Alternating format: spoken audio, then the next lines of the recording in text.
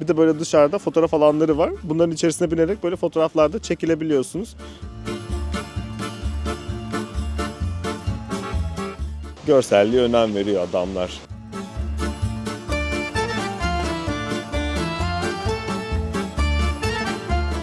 Buranın böyle özel bir... Merhaba.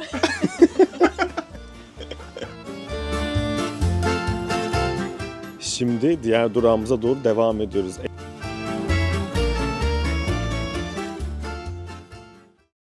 Bence dedik ki Amsterdam artık bize yeto.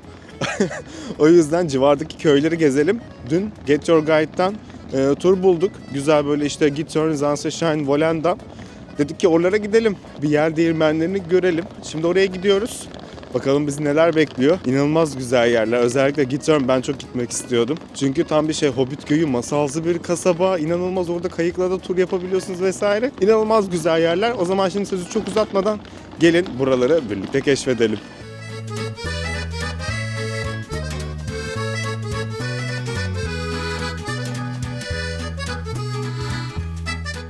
Şimdi size Get Your Guide'dan hani aldık demiştik ya tur. Tur 4 kişilik arkadaşlar. Gördüğünüz gibi şu tur rehberimiz. Arkada da böyle 2 tane hanımefendi var. Onlarla birlikte 4 kişilik bir tur yapıyoruz şu an. Turumuz bu kadar. Şimdi ilk durağımız Zaanstreichen'a geldik. Adını yine doğru söyleyemedim tabii ki de. Şimdi burada böyle geziyoruz. Ardından bir de konuştuk. Hani Zaandam vardı, bu işte Lego evler vesaire falan. Oraya da götürecek. Yani her yeri halletmiş oluyoruz. Ama şimdi burada ilk olarak Hollandalıların meşhur tahtadan ayakkabıları var. Onların satıldığı yere geldik. Bir orayı gezelim. Sonra merkezi biraz daha şöyle bir gezeriz. Evleri çekeriz. Çünkü çok güzel buraları.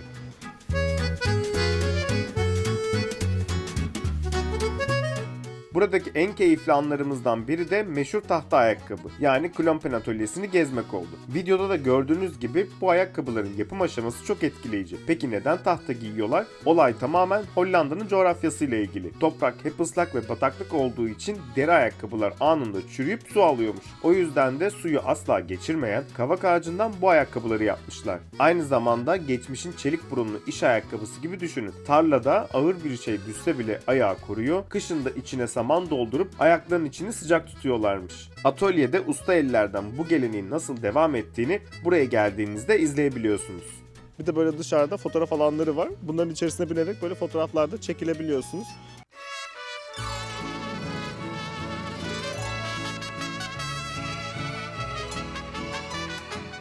Bu arkamda gördüğünüz yel değirmenleri ve şirin ahşap evlerin aslında çok ilginç bir sırrı var. Burası yüzlerce yıllık orijinal bir köy değil. 1960'larda sanayileşme artınca o güzelim tarihi yapılar yok olmasın diye kamyonlarla ve hatta nehir üzerinden yüzdürülerek buraya taşınmış. Yani koca bir tarihi alıp burayı yeniden kurmuşlar. O gördüğünüz yel değirmenleri de sadece un öğütmüyor. 17. yüzyılda burası dünyanın ilk sanayi bölgelerinden biriymiş ve bu değirmenler boya, yağ, kereste üreten dönemin fabrikaları olarak çalışıyor. Hatta Hollanda'nın her yerinde görebileceğiniz meşhur market zinciri Albert Heijn'ın ilk küçük dükkanı burada kurulmuş. Evet, şimdi de peynir fabrikasına geldik. Burada peynirlerin nasıl yapıldığıyla hakkında bilgi alabilirsiniz. Peynir tadımı yapabilirsiniz, peynir alabilirsiniz.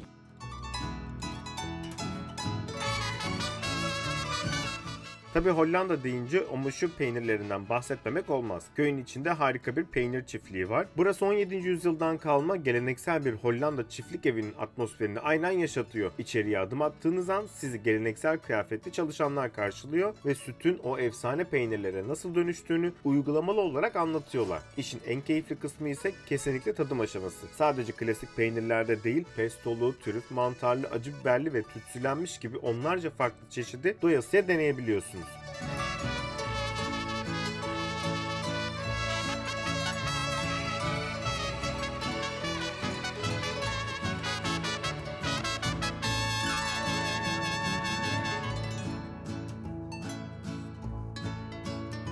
Şimdi hazırsanız sizi yel değirmenine çıkarıyorum. Amsterdam kart geçiyormuş bu arada.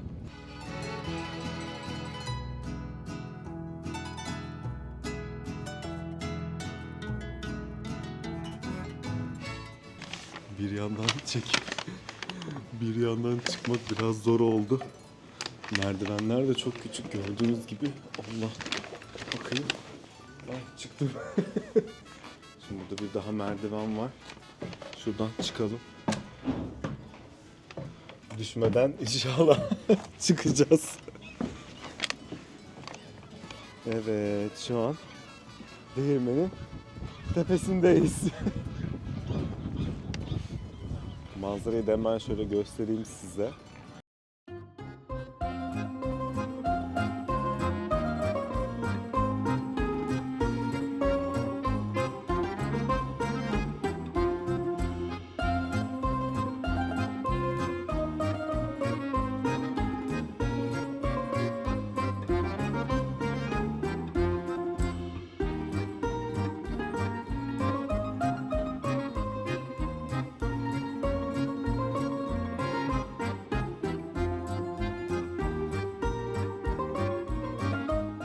Evet, şimdi Zandam'a geldik. Zandam'a gelme nedenimiz de bu arkamda görmüş olduğunuz Lego Otel. Aslında bölgenin o meşhur tarihi ahşap evlerinin adeta üst üste yığılmasıyla inşa edilen çılgın bir tasarım. Tam 70 farklı geleneksel evin birleşiminden oluşuyor ve o klasik Hollanda yeşilini devasa modern bir yapıya dönüştürüyor. Gerçekten mimariye ve görselliğe önem veriyor adamlar. Yani bunun için bile insanlar buraya geliyor, fotoğraf çekiliyorlar. Şu an sabah erken saatlerde olduğu için çok kalabalık değil ama normalde inanılmaz kalabalık oluyor.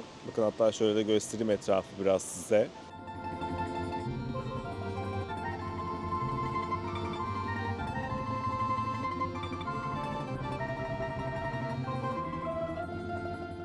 Evet, şimdi bir diğer masalsı kasaba olan Volendam'a geldik. Burası sahil şeridi boyunca dizilmiş tekneleri, kafeleri, hediyelik eşya dükkanları ve şirin ahşap evleriyle gerçekten cıvıl cıvıl. Yüzyıllar boyunca biraz dışa kapalı bir kasaba olarak kaldıkları için kendi kültürlerini ve geleneklerini o kadar iyi korumuşlar ki zamanında Picasso gibi ünlü ressamlar bile buraya gelip bu liman atmosferinden ilham almış. Zaten sokaklarda gezerken o eski Hollanda ruhunu tam anlamıyla hissedebiliyorsunuz. Tabi burası tarihi bir balıkçı kasabası olunca denizden çıkan lezzetleri de denemeden dönmek olmaz.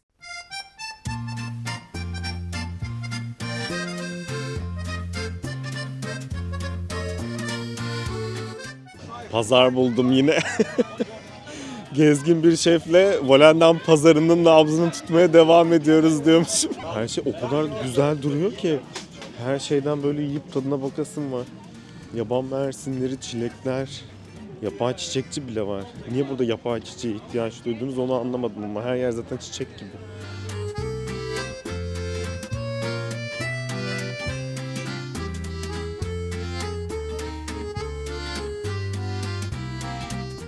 Buranın meşhuru çiğ balık dedikleri herring balığı, ekmek arası işte turşu, soğan. Bu o. Bu da buranın böyle özel bir kızartması, gibeling diye geçiyor. Bir bakıyorum ismine. Yanında böyle bir sosla servis ediyorlar. Bir de kızarmış karides söyledik. O da şu şekilde. Evet, dördüncü de geldi. Bu kızarmış kalamar ama bunu baharatlı falan kızartmışlar galiba, öyle gözüküyor. Yanında yine sosla servis ediyorlar. Şimdi hazırsanız şu çiğ balığımızın, herring balığının tadına bakalım. Nasılmış? Ya aslında fena değil ama böyle balık inanılmaz yumuşak ya. Ağzına dağılıyor ve hissetmiyorsun. Ama yani büyük ihtimalle soğan ve turşu olmasa yenmezmiş. Bir de şu şeyi deneyelim, bir numarayı. Gebaken Kibelling. Nasıl güzel de Flemenkçem ama. Bak bu çok güzel. Bu çok iyi.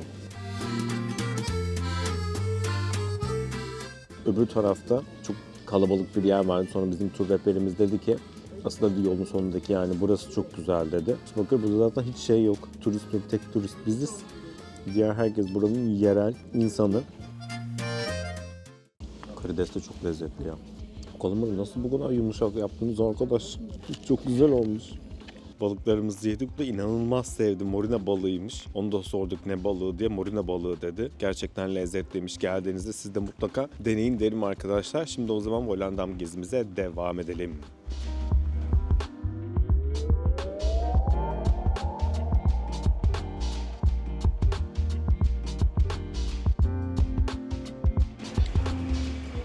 Her yer masal kasabası gibi ya. Ve insanlar burada yaşıyorlar yani. Bu arada bir de güzel güzel kıyafetleri giyip fotoğraf da çekilebilirsiniz. Burada öyle noktalar var. Geleneksel kıyafetleri giyiyorsunuz. Onlarla birlikte fotoğraf çekiliyorsunuz.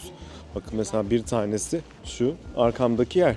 Bir bakalım fotoğraflar nasıl çıkıyormuş. Size göstereyim onları da. Güzel gözüküyorlar eğer fotoğraf çektirmek isterseniz.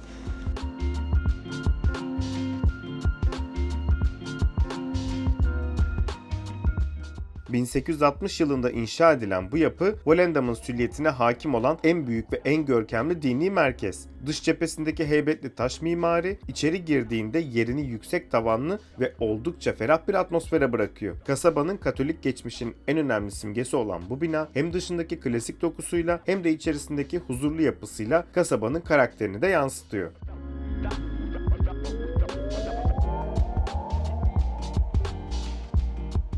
Artık Volendam gezimizi de tamamladık. Şimdi diğer durağımıza doğru devam ediyoruz. Eğer bizim tur rehberini kafalayabilirsek başka bir yere daha gideceğiz. Yani Marken'e gideceğiz. Ama eğer kafalayamazsak Githörn oraya doğru devam edeceğiz ama bakalım inşallah kafalarız gibi düşünüyoruz.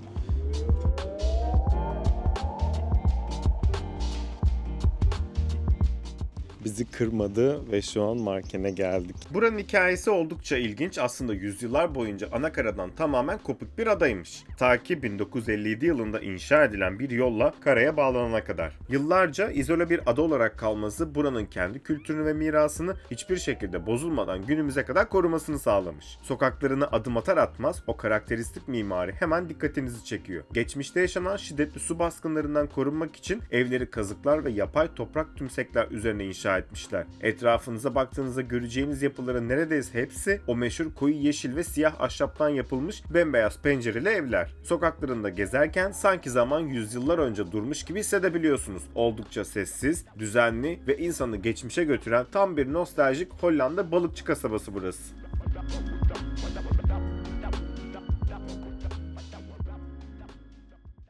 Yazın tabi buraları inanılmaz kalabalık oluyor. Biz daha öncesinde yazın gelmiştik. İnanılmaz kalabalıktı. Her yer yemyeşil, çok güzeldi. Şu anda da çok güzel. Ama gelecekseniz bence yazı seçmeniz daha uygun olur. Çünkü böyleli biraz soğuk oluyor gezmek açısından. Çok iyi olmayabilir. Ama biz yılmıyoruz. Tabii ki de geziyoruz.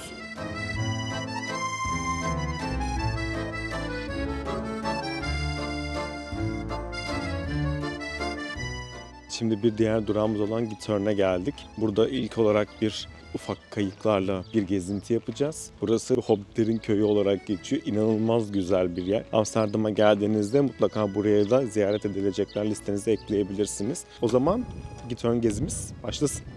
Githörn'ün o masalsı manzarasının arkasında aslında çok da ilginç bir tarih yatıyor. Yüzyıllar önce buraya ilk yerleşenler bataklığın içinde eski bir selden kaldığı düşünülen yüzlerce yaban keçisi boynuzu bulunca kasabaya keçi boynuzu anlamına gelen Githörn adını vermişler. O içinde huzurla gezilen kanallar ise doğanın değil bizzat insanların kendi elleriyle yarattığı bir eserin parçası. Eskiden yerel halk yakıt için topraktan kömür çıkarırken kaza kaza bu göletleri oluşturmuş, çıkan toprakla da evlerini yapacakları tepecikleri inşa etmişler. Bu yüzden bugün gördüğünüz 170'ten fazla ahşap köprüyle birbirine bağlanan o tatlı evlerin her biri aslında kendi özel adasını oluşturuyor. Burada hayat tamamen suyun ritmine ayak uydurmuş, öyle ki postacılar bile paketleri evlere teknelerle dağıtıyor. Hatta kışın kanallar donduğunda yerel halk markete veya komşuya gitmek için buz patenlerini giyip yola çıkıyor.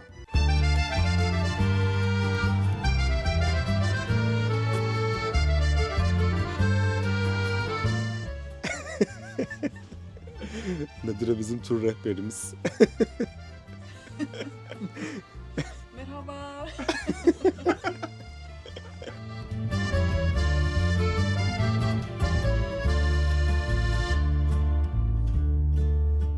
Githörn'de kanalları gezmek için 3 harika seçenek var. En çok tercih edileni ehliyet gerektirmeyen ve senin kullandığın elektrikli fısıltı tekneleri. Saatliği konforuna göre 30 ila 60 euro civarında değişiyor ama dümenle ben uğraşmayayım dersen kişi başı 10-12 euroya rehberli bizimki gibi büyük grup teknelerine atlayıp manzaranın tadını çıkarabilirsin. Kalabalık bir grupsanız da saate 200 eurodan başlayan size özel kaptanlı tekneler kiralayabilirsiniz. Sadece ufak bir tavsiye, yoğun sezonda sıra beklememek için gitmeden önce internetten rezervasyonunuzu mutlaka yaptırın.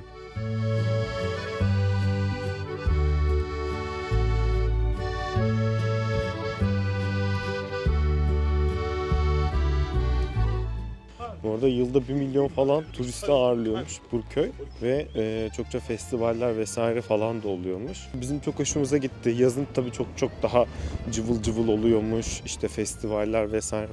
Yazın gelip denilebilir böyle yerler. Güzel olur. Şu anda bile çok güzel zaten.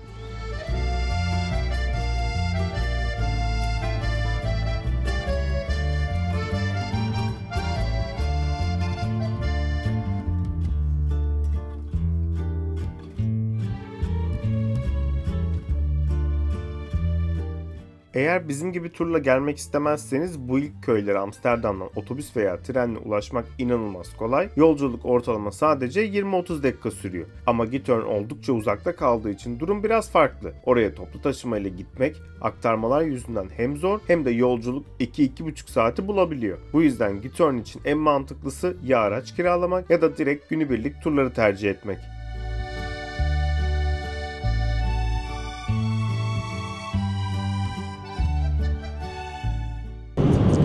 Evet, artık gezimiz bitti. Amsterdam'a doğru devam ediyoruz. Amsterdam 1,5 saat uzaklıkta. Arabanı kiralayabilirsiniz. Dediğim gibi bizim gibi turda yapabilirsiniz ya da toplu taşımayla da gelinebiliyor. O şekilde de gelebilirsiniz.